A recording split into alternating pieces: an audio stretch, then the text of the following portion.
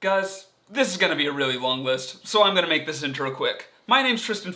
Outside of OkayThankYou, I'm a filmmaker. These are the movies that I find enjoyable. Yes, Mike and Robin will be doing one too. Please, don't spam the comments asking when. They're written, we're filming them, we'll get them out ASAP. Theme song.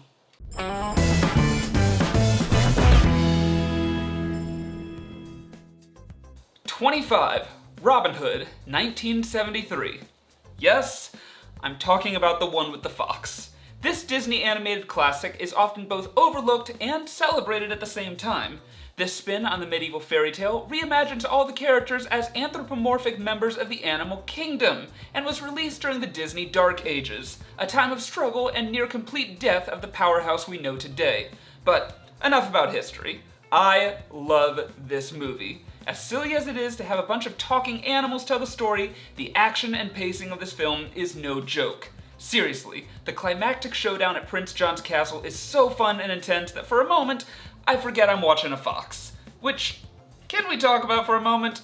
I'm not a furry, but that fox is charming as hell and mad cute. Brave, giving, funny, with just an extra hint of sex appeal. Daddy Fox, take me now. He's a furry. He's a furry. Get him. Totally Get him. furry. Get him. You can and should unsubscribe down below. 24, The Peanut Butter Falcon. You might be in the camp that thinks Shia LaBeouf is insane. And you're right, but that doesn't stop this from being one of the most wholesome and emotional movies I've ever seen. When Zach, a man with Down syndrome, escapes his nursing home to pursue his dreams of becoming a pro wrestler, he crosses paths with Tyler, a man on the run from a vengeful group of crab fishers after he destroyed about $12,000 worth of their equipment. Tyler and Zach strike up an unlikely friendship which eventually develops into Tyler coaching Zach towards his pro wrestler goals. The film stars Shia LaBeouf as Tyler and Zach Gottskagen as Zach. And yes, he actually does have Down syndrome. The Peanut Butter Falcon is a beautiful movie, both emotionally speaking and physically speaking, as the colors and cinematography used to bring the story to life never hold back. 23, Lilo and Stitch. Despite being produced after the Disney Renaissance, I don't think it's wrong to consider Lilo and Stitch an animated classic. You'll find that a few movies on my list aren't necessarily about the originality of the story, but rather about how it's told. The movie falls into the category of a boy and his dog, except it involves a little girl and her new pet alien. At least, that's what it is on the surface. Out-of-this-world creatures and comedy will keep any child entertained, but the story itself is about two Hawaiian sisters trying to mend their broken family. Lilo, the younger of the two, feels like an outcast and an orphan, despite having her older sister Nani to look after her. Nani herself doesn't fully understand how to take care of Lilo, though. She's clearly been thrown into the role of parent and had to give up her own dreams and childhood to do so, and to do what's best for her little sister. Despite this, she'll do whatever it takes to keep them together, even when a social worker threatens to separate them. Going back to the surface level story, an escaped alien convict seeks refuge in the sisters' home under the disguise of a dog. The alien, named Stitch by Lilo, soon discovers that he himself doesn't fit in either, a concept he wasn't even aware of until he met Lilo. This is a beautiful movie, and while it spawned a number of fun spin-offs, the original will always have my heart. Ohana means family, and family means nobody gets left behind. Or forgotten. Number 22, Portrait of a Lady on Fire.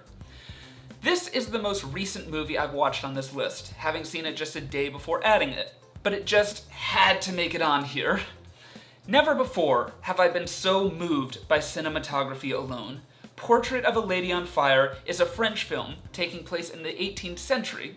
It tells the story of a painter hired to create a portrait of an unwilling bride-to-be. However, seeing as her subject refuses to properly pose, she must paint her in secret from memory alone. Every frame of this movie, and I mean every frame, reaches holy shit levels of beauty. The cinematography is outrageous and had me entranced from start to finish. The story itself flows impressively through symbolism and artistic tools, bringing out all sorts of emotion. For additional context, this movie managed to make me cry while I was on my depression medication, and that is impressive. I cry all the time. Are you on depression medication? Nope. 21, Avengers Infinity War. I love the MCU, and I've been following it near the beginning. It was insane to watch it grow into what we know it as today, and Infinity War solidified its place as one of the most impressive parts of cinema history. The Russo brothers managed to combine 10 different franchises into a single crossover event without making the story feel rushed or forced, and it definitely wasn't underwhelming. They also managed to bring to life Thanos, a villain who had been set up for 7 years. And they did him justice. Thanos is without a doubt one of the greatest villains that Hollywood has seen in a long time. This movie isn't afraid to take risks, and comes down to a heart-racing third act that'll leave any new viewer speechless. Hell, it'll leave rewatchers speechless. I love the entire MCU, but Infinity War will be the only movie to make it to this list. Rightly so, it's incredible. 20. Scream. This was my first introduction to real horror. I was against scary movies for so long until I went on a summer vacation RV road trip with my best friend. See, he loved horror, and still does, so when he knew I wouldn't be able to escape, he brought along Scream and forced us to watch it the very first night. And it was incredible. Where many movies fall into the trap of being comedy horrors, Scream successfully manages to be a horror black comedy. The characters are, well, they're actually lovable, and you manage to care about them. The film pokes fun at classic horror tropes while managing to reinvent some of its own. And it's scary. Not very scary, but scary enough. If you know someone that refuses to get into horror, I've managed to change the minds of quite a few people with this movie. Probably never Mike, but you're missing out! No. But Scream's so much fun. Scream is a lot of fun! I love when people get murdered. It's a fun time. And it's based here in Gainesville, Florida. Oh boy. Love it. I mean, it's not based here. Well, not based here, but you Based know, on the story. based loosely on the story, so we're special. Yeah. Murder! And speaking of murder, 19, Matilda. I wish Danny DeVito directed more movies, and I wish he directed them like this one. Matilda is magical and wholesome and inspiring to people of all ages who need to hear that you yourself are enough to take on the world and make a positive change. Knowledge is power, and with the right circle of friends and family, you can become unstoppable. Released in my birth year of 1996, Matilda can't be topped as a true family classic. 18. Alfred Hitchcock's North by Northwest. Alfred Hitchcock is one of my heroes, that's no secret. His stylistic choices, the way he directs his actors, his sixth sense of dry humor, it's a non-stop source of entertainment and inspiration for me. But where did this obsession begin? The answer is right here in this movie, 1959's North by Northwest. A political spy and suspense thriller, this movie was one of the last produced pictures in the golden age of film.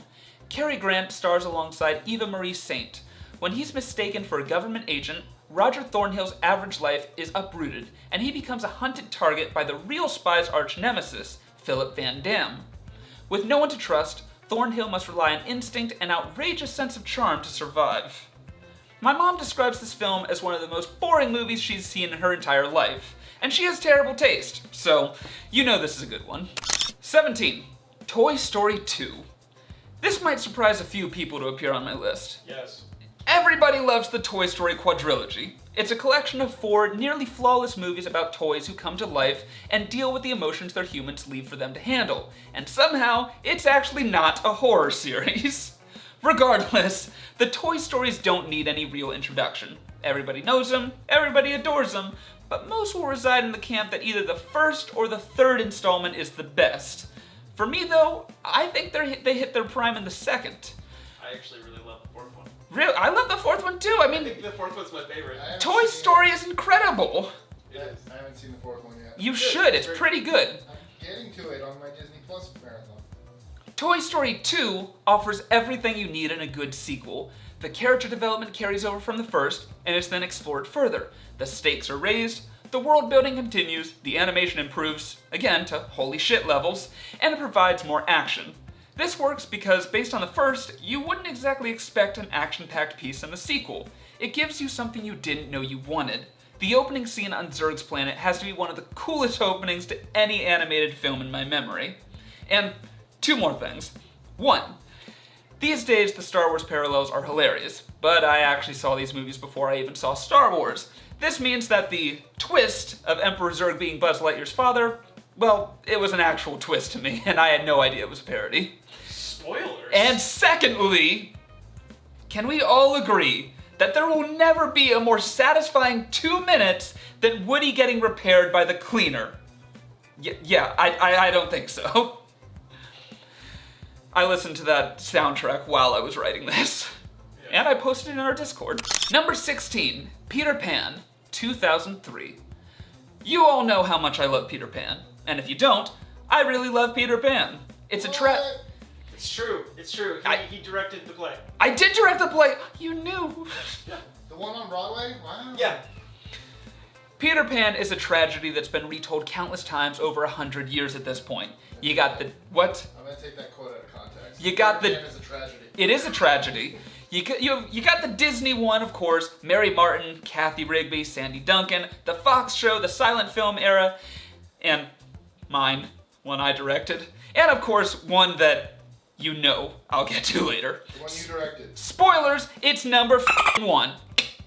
Pardon the dolphin, I'm just very excited. But if I had to choose a second best adaptation of Peter Pan, it's gonna have to be 2003's live action motion picture with Jeremy Sumpter and Jason Isaacs. This is a movie that both my girlfriend and I actually share in our top 25. While this version certainly takes some liberties, such as increasing the romance between Peter and Wendy, bringing in the new character Von Millicent, and ramping up Wendy's love of pirates, it overall has to be the most faithful adaptation to date. The jury will come back when Disney's live-action remake happens in the next few years. There's just so much to adore in this movie. It's very funny, has all the actors putting in their all, and the aged CGI actually works at times by making Neverland appear to be out of a storybook or on the set of a play, which, you have to remember, is where Peter Pan all began. And Jason Isaacs, who traditionally plays both Mr. Darling and Captain Hook, puts on the performance of a lifetime, bringing tradition and terror to the infamous pirate. He lies, cheats, kills, drinks, and, let's be honest, is extremely sexy the way Hook is supposed to be. Finally, this adaptation actually grasps the fact that Peter Pan is a tragedy about the boy who would never grow up, something that all other retellings seem to ignore, because it's too sad. Tell it like it is. That's all I'm asking. Ooh. 15. The Cabin in the Woods. Cabin in the Woods is a love letter to all things horror, and as a lover of horror, I'll gladly read whatever it has to write. I see this sort of as my generation's version of Scream. Not necessarily the same story, but rather a film that dares to call out outplayed tropes without being subtle in its intentions whatsoever. Within the first few minutes, we get an idea of exactly what this film wants to be, and in my opinion, it barely misses a single beat throughout its short run of just an hour and a half. There's not much else to say. This film is just fun, and the right amount of scary with a great plot. True. Facts. Facts. Scary. Facts. That's just like your opinion, man. It sure is. Well, no, so it's not a scary movie? No, it is. Okay then. I'd say it is. I classify it as. Alright. Okay, yes. It doesn't scare me, but I classify it. It is a horror film. Yeah. 14. The Prestige.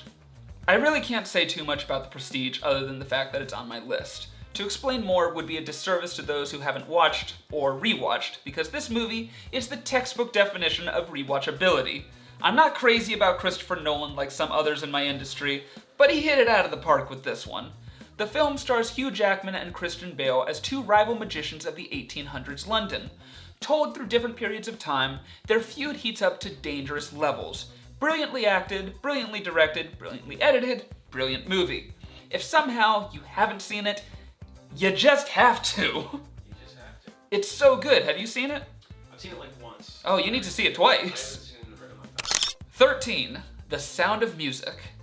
This movie initially made it onto my list by way of nostalgia. It's something that I'd watch and listen to with my grandmother every time I went to see her until her passing back in 2011. She adored Julie Andrews, because who doesn't? We're only human. They even shared a birthday. So I always feel close to her memory whenever I put this movie on. I can't always, of course. This is probably the longest movie on my list at nearly 3 hours. The Sound of Music just screams classic cinema to me. Not only is the music incomparably beautiful, but the screenplay is very witty, the story flows incredibly organically, the characters develop magnificently, and overall are just so lovable. Oh, and there's Nazis in this movie. Did you know that? Because little me sure as hell didn't. Yeah, Nazis actually play a pretty big role in this film. Imagine my surprise when I rewatched this movie as a more educated man and my dude Rolf started heiling Hitler. So you're saying you did I'm gonna do it. You're gonna say you did not see that coming? I did not see that coming. Okay. Yeah, I'm gonna do it. In this movie, the Heils are alive with the sound of Nazis. Can't stress this enough, guys. The unsubscribe button is down below. Okay, thank you, next. They told me not to do that. 12. Sleepy Hollow. Oh, this movie's dumb as shit. It is, like, it's really dumb. But, man, it's fun. If you like Tim Burton, this is him at his peak. Seriously, this movie is as Tim Burton as you can get, and I mean that in the best way. To give you an idea of how early this was in his career, it's only the 3rd time he ever worked with Johnny Depp. Sleepy Hollow is a spin on the American fairy tale, The Legend of Sleepy Hollow. You know, the one with Schoolmaster Ichabod Crane and the Headless Horseman, except in this version, Ichabod is a detective sent to the inbred town of Sleepy Hollow to investigate a series of mysterious decapitations, supposedly being committed by the ghost of a Hessian mercenary who lacks a head of his own. So, the Headless Horseman. It was all suicides. It's not. What a twist. How would that even... Never mind. Guillotine on your own. I guess so. If I had to assign Sleepy Hollow a genre, I'd give it dark comedy horror. Pretty sure anybody could handle it, except maybe Mike. I haven't seen it. But I think that even Mike could handle Sleepy Hollow.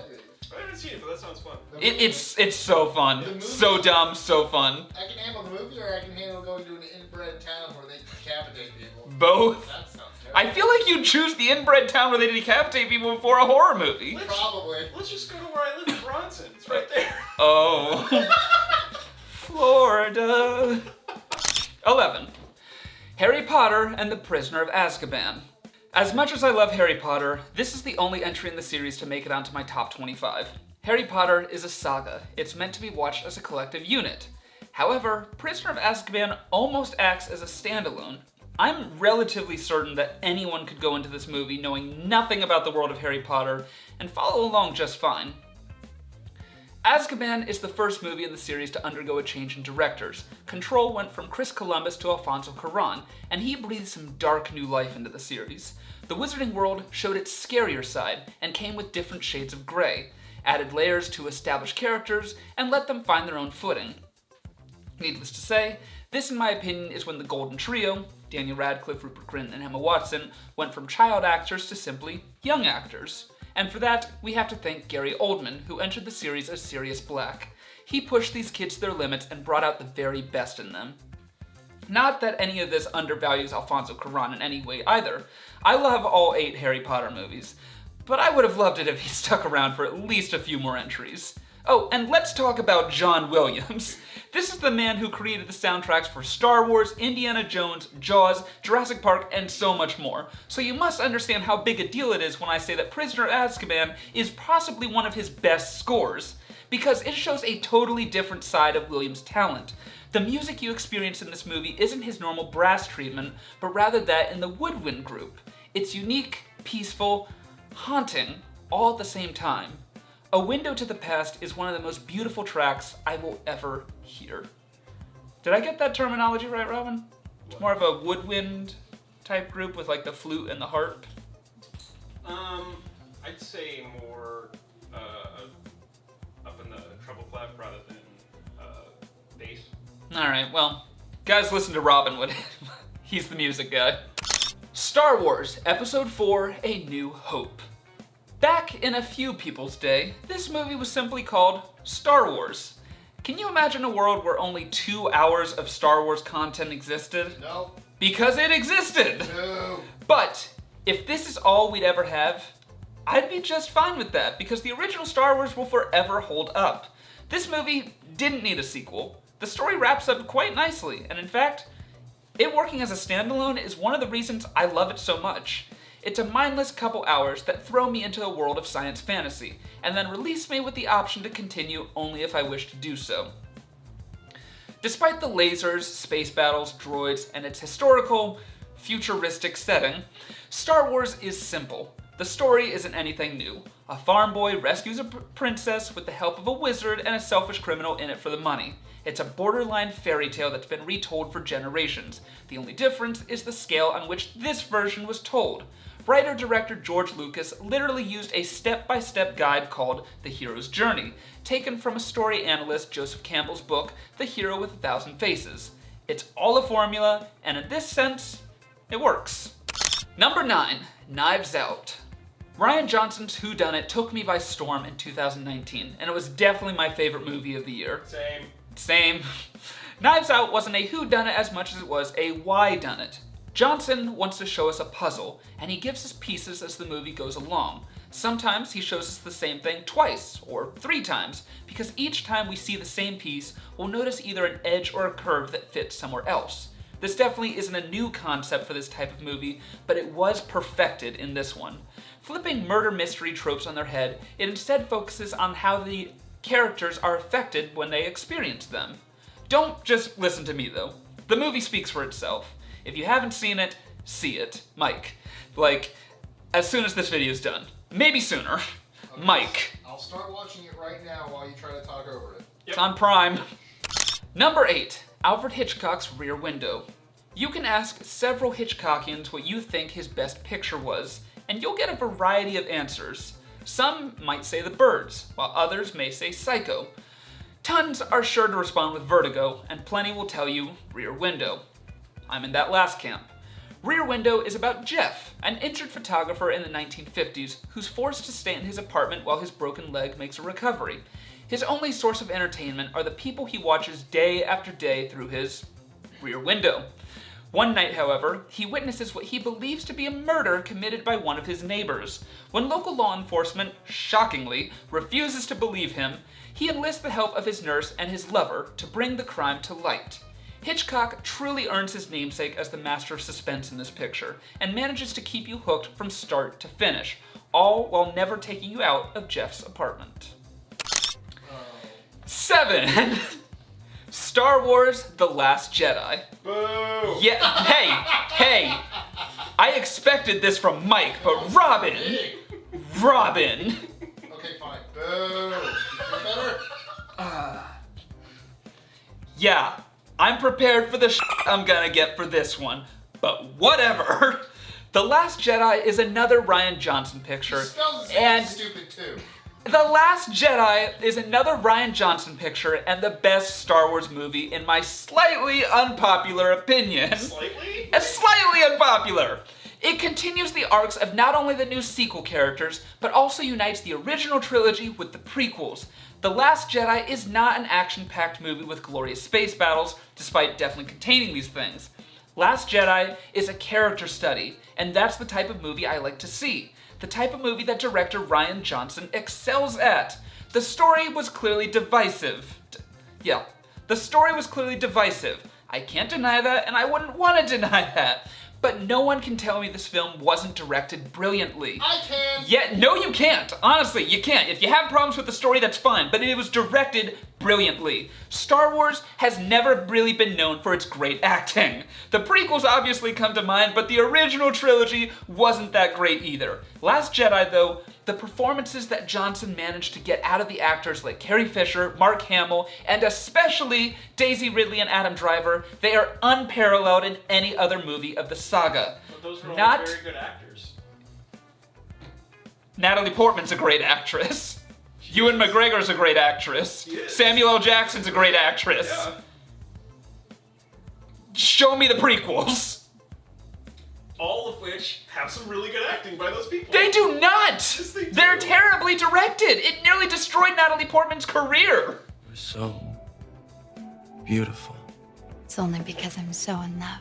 No, no, it's because I'm so in love with you. So love has blinded you. Not to mention, the film's gorgeous visuals and cinematography would be a crime. The color palette chosen is breathtaking, and without a doubt is the most beautiful film in the series. Finally, Rian Johnson works wonders as he and his crew use visual storytelling and subtext to explore the character flaws, intertwined destinies, foreshadowed events, and the power of mythology and the Force itself. I know you may be someone that doesn't love this movie, but I truly believe it'll age like fine wine.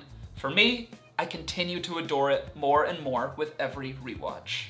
I literally disagree with like everything you were thinking. You're gonna tell me Last Jedi isn't beautiful. You're gonna tell me the cinematography's bad. I was thinking about it, and I don't see how it's any more beautiful than any of the others. Like, I'm trying to think what was good. Your hate blinds you. No, I'm not. Your hate, you are blinded by hate in this Mostly regard. space and inside something. Let's calm down now with number 6. We're all calm. Manchester by the Sea. This movie is as real as it gets. While it's not a happy movie by any means, it isn't a tragedy either. Manchester by the Sea is a true slice of life that perfectly captures the ups, downs, and little victories that come and go when you suffer from depression and lose someone close to you. When his brother passes away from a long-term illness, Lee Chandler learns that he's been named as his nephew's legal guardian. Lee must face his past with failure and the town he attempted to leave behind. Despite being a drama, you won't see any explosive, over-the-top scenes or bursts of emotion. No, instead you'll go through a quiet journey with a broken character and learn that it's okay to be sad and stuck when life deals you a bad hand. Number 5, Spider-Man 2.1. This is a very different movie from Manchester by the Sea, but incredible nonetheless. Spider-Man 2.1 is 2004's Spider-Man 2, with Tobey Maguire, but includes some extra footage as a cherry on top. Let me stress this by saying that I love all the Spider-Man iterations. Tobey, Andrew, Tom, the video game, I also loved Into the Spider-Verse, but Spider-Man 2 has never been dethroned for me. See, it isn't a movie about Spider-Man as much as it is about the man behind the mask, Peter Parker. I'm actually gonna backtrack, I actually am gonna backtrack at this point, because in a way, I guess there are similarities to this movie and Manchester. This too is a movie about depression and identity, being unsure of oneself and the need to accept your lot in life for the betterment of others. When I was a kid, I always wished the Peter Parker scenes would go by faster so we could get to the Spider-Man again. Only now, as an adult, do I realize that these are the best parts. I mentioned above with Last Jedi that I love a good character study, and I think Spider-Man 2 provides me with a brilliant one. It represents the pressure of being an extraordinary person trapped in an ordinary world, tackles themes of justice, fairness, and of course, responsibility. Yeah, I remember when that movie came out. I waited in line to see that movie. Lucky, I wish I could have seen it in theaters. Number 4, Casablanca. Casablanca is not my favorite movie, but it is the greatest movie ever made. You can try and tell me that it's Citizen Kane or The Godfather or Pulp Fiction or The Princess Bride for some reason, but it's not. It's Casablanca. This movie takes place in World War II and follows Rick Blaine's quest for a forbidden love once thought lost to him. When the girl he longs for most in the world returns to his life alongside her new rebel husband, he must make a decision that will either grant a happy ending for him or for the rest of the world. Screenwriting doesn't get any better than it does in Casablanca. You'll never find better dialogue given to better written characters. Of all the gin joints in all the towns in all the world, she walks into mine. I can't choose a favorite quote from this movie because that's all it is. It's one giant quote. Trust me, you have heard this movie before, and you might not have even realized it. It's true. Yes, it is a heavily cliched picture, and that's okay. Allow me to quote Umberto Eco, "2 cliches make us laugh, 100 cliches move us, for we sense dimly that the cliches are talking amongst themselves and celebrating a reunion." Number 3, Mary Poppins. Almost all of my filmmaking heroes make an appearance on this list, and that includes Walt Disney. While Mary Poppins contains a crucial animated sequence, the film itself is mainly all live action. This is why it may surprise a few people that Walt Disney, a man known for cartoons, consider this movie to be his crown jewel. And so do I. Mary Poppins is such a lovely experience, filled with great music, timeless humor, adorable characters, and practically perfect values. Julie Andrews made her film debut in 1964 alongside Dick Van Dyke. Their characters look after 2 children and help their family develop an understanding of one another. There is no villain in this movie, no force of evil or dark witchcraft, just a family that needs a little magic to bring them closer. This, in my opinion, is where the sequel fell flat. However, that's another story. Mary Poppins is a movie that I'll literally lose sleep over if I know I'm gonna get to watch it with someone in the near future. Do you see any of your code on Facebook? Sorry, could Mark, did I use any of your code? you stole our whole goddamn idea. Fellas.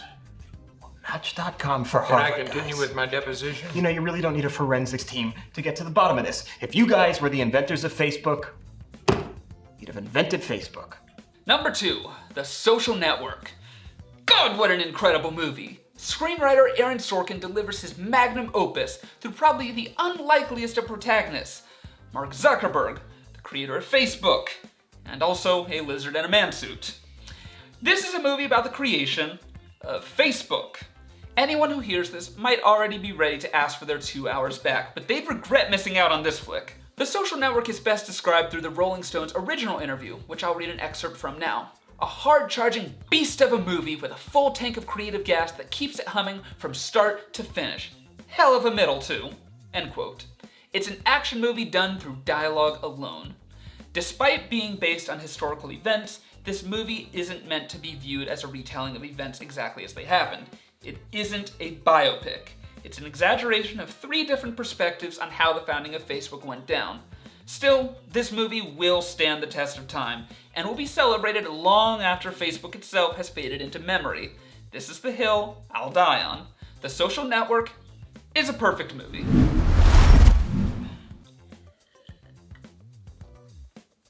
I wrote a lot for this one. Number 1, Hook.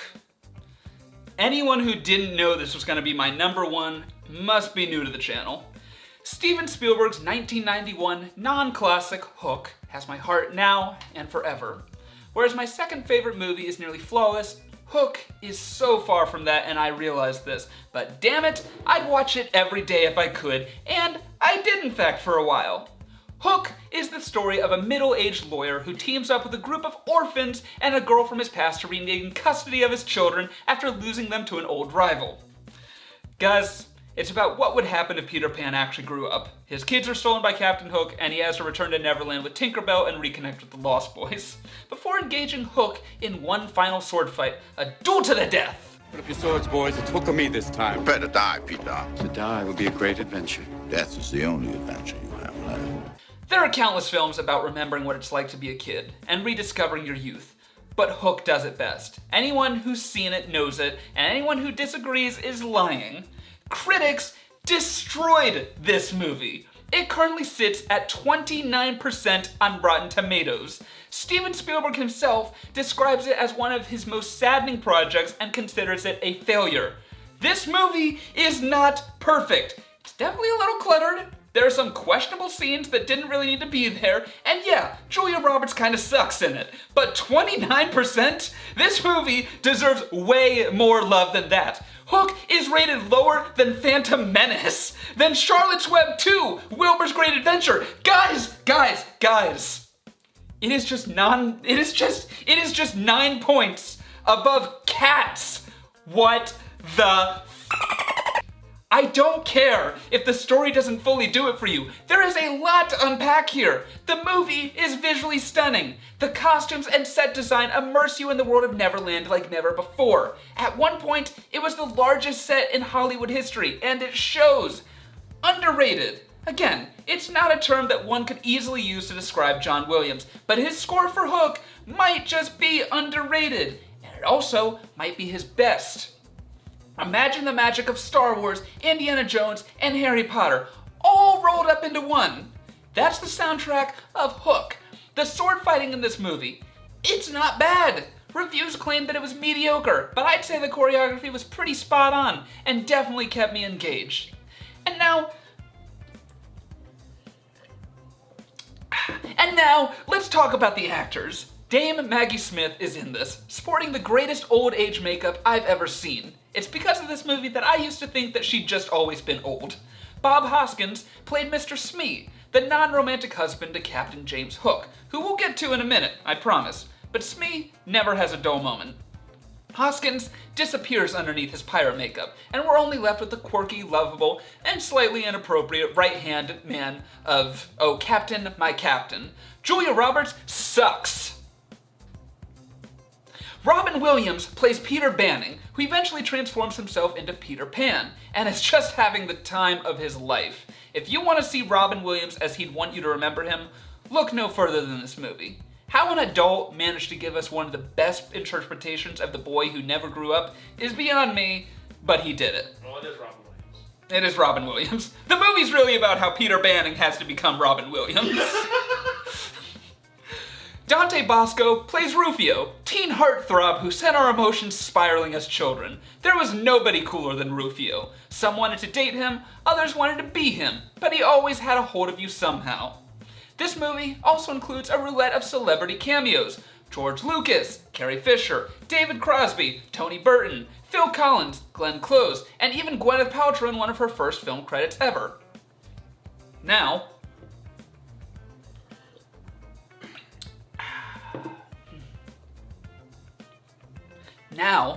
I've saved the best for last. Let's finally talk about Dustin Hoffman. Again, I don't care if this movie as a whole isn't up to your standards, but Hoffman deserved an Oscar nomination for his portrayal of Captain Hook. He vanishes underneath his pirate makeup, and as much as you may try, you'll never see Hoffman. There's only Captain James Hook. He's bloodthirsty, he's vengeful, he's hilarious, he's slightly suicidal, very suicidal. This is it. Don't try to stop me this time, Smee. Don't try to stop me this time, Smee. Don't you dare try to stop me this time, Smee. Try to stop me. And overall, just bang-a-rang.